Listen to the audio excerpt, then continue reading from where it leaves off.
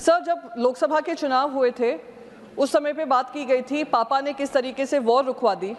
जी sir, आपका मैं आभार व्यक्त करना चाहूँगी। सबसे पहले तो मैं श्रेया यादव जी, तानिया सोनी जी और निविन दालविन जी के परिवार को अपनी संवेदनाएं व्यक्त करना चाहूँगी।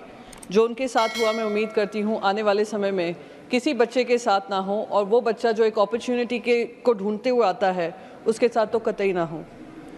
सर, मैंने जब ये अखबार आज पढ़ रही थी, उसी फ्रंट पेज पे 22 साल के युवा हैं हरियाणा के रवि माउन, उनके बारे में भी पढ़ा। वो फ्रंट पेज पे ही है इसी अखबार के, जिनकी मौत हो गई रशिया के वॉर में लड़ाई लड़ते लड़ते। 22 साल के वो भी युवा हैं, वो भी अपॉर्चुनिटी, एक लैक ऑफ अपॉर्चुनिटी जो देश में हो रही है, जिसके चलते एक युवा को मजबूर होना पड़ रहा है कि रशिया यूक्रेन वॉर में भागीदारी लें और वहाँ पे अपनी जान गंवा बैठे हैं। हरियाणा के हैं, पूर्व मुख्यमंत्री यहाँ पे बैठे हैं।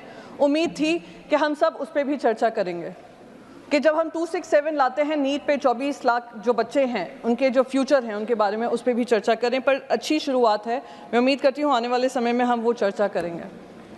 सर, जब लोकसभा के चुनाव हुए थे उस समय पे बात की गई थी पापा ने किस तरीके से वॉर रुकवा दी, और जो युवा हैं वो वहाँ से यूक्रेन से इंडिया लाए गए। वो बच्चे वापस तो आ गए इंडिया, पर वहाँ पर उनको ये ब्रिज कोर्स नहीं दिया कि किस तरीके से वो अपनी MBBS की पढ़ाई पूरी कर सकें। इतना उनको मजबूर कर दिया कि वो वापस यूक्रेन गए अपनी पढ़ाई कंप्लीट करने के लिए। और ये दूसरे युवा हैं हरियाणा के, अगर आप पढ़ेंगे उनके बारे में, उनके परिवार ने अपनी लैंड बेच दी इस उम्मीद में कि वो जो लैंड का पैसा आएगा वो एजेंट को पे करेंगे और वो जाकर दूसरे देश में जाकर वो कमाई करेंगे। पर उनको बरगला कर उनको रशिया में उनकी आर्मी में डाल दिया गया। ऐसे बहुत अनगिनत युवा हैं, अनगिनत युवा जिनकी मौतें हो गई हमें पता ही नहीं है।